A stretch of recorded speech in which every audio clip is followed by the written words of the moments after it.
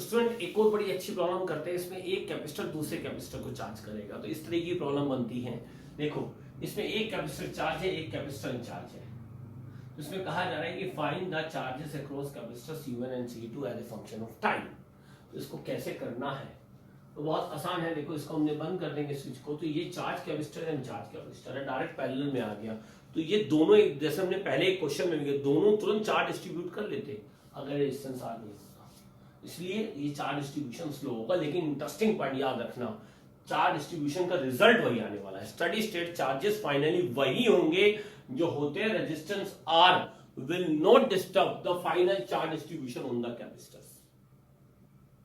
वही रिजल्ट आएगा। बस तुम ये एक चीज ध्यान रखना, यहां पर ये आर इनको इस रेट को स्लो करेगा। तो कैसे करेंगे, हम मान लेते हैं कि इस पे चार्ज क्यू हो गया और इस पे किसी समय चार्ज ये रेजिस्टेंस आर हो गया,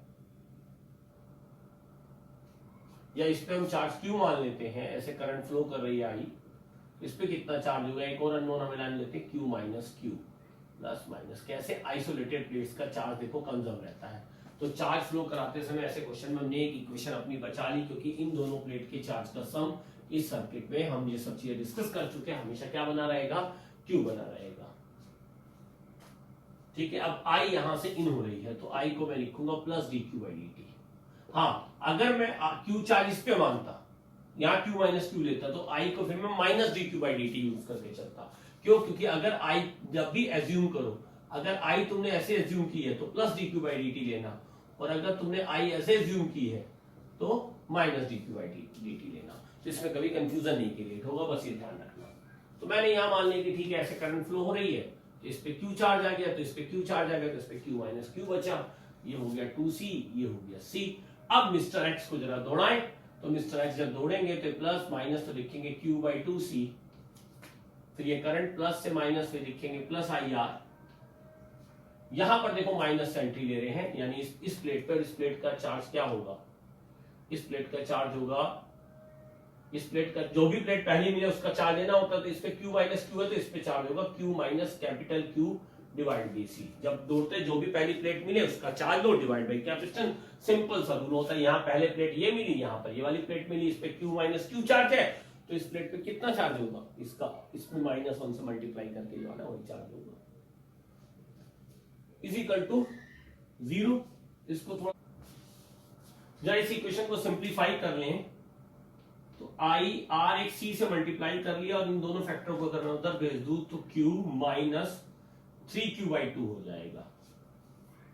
Q/2 प्लस क्यू, 3Q/2 उधर जाके माइनस हो गया, आई की वैल्यू डाल दी dQ/dt, तो dQ upon Q minus 3Q/2 is equal to dt/RC।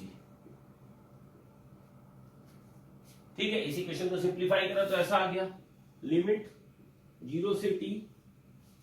इधर इस देखो, इस प्लेट पे क्यू चार्ज माना है, तो यहां पर ये जो क्यू चार्ज है, यहां पे पहले इस प्लेट पे कितना चार्ज था, 0, तो लिमिट 0 से क्यू।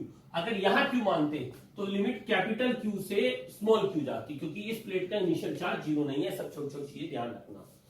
ठीक है, इसको इंटीग्रेट करूंगा तो -2/3 एक बाहर आएगा, और ये dx upon x ln x हो जाएगा।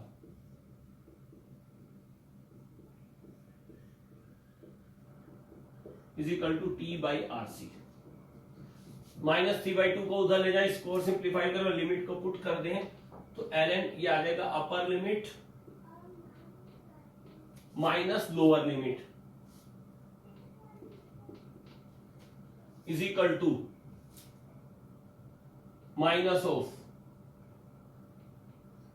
e की पावर माइनस ऑफ 3t/2RC।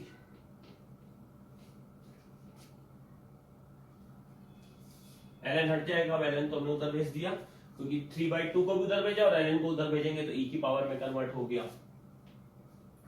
तो यहां से मेरा आ जाएगा q माइनस 3Q/2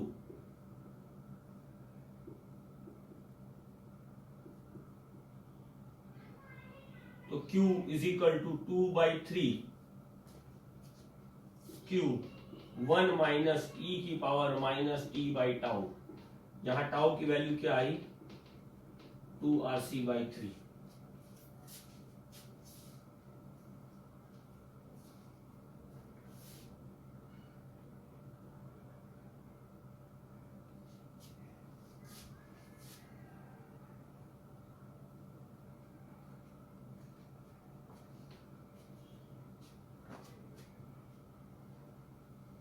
ठीक है, तो ये इस पे चार्ज आ गया, इसके चार्ज ये दूसरे पे चार्ज Q1 कितना होगा, Q1 की वैल्यू होती capital Q minus small q, इसको पुट कर दो।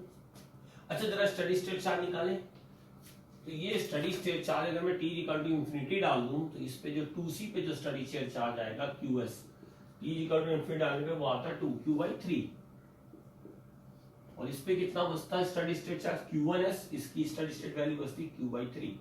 ये होता ही, अगर ये r नहीं होता तो टोटल चार्ज कितना है इन दोनों पे मिला के प्लस q, और स्टडी स्टेट में क्या होता है वो 1:2 के रेशो में डिवाइड होता, नहीं कि इसको q/3 मिलता, इसको 2q/3 मिलता, वही तो हुआ। तो एक कैपेसिटर ने चार्ज लूज किया, दूसरे ने चार्ज को गेन कर लिया, वही हमारे रिजल्ट भी ड्राइव होके आ गए। तो इस तरीके से हम बेसिक से इस तरीके की प्रॉब्लम को भी हम सॉल्व कर सकते हैं।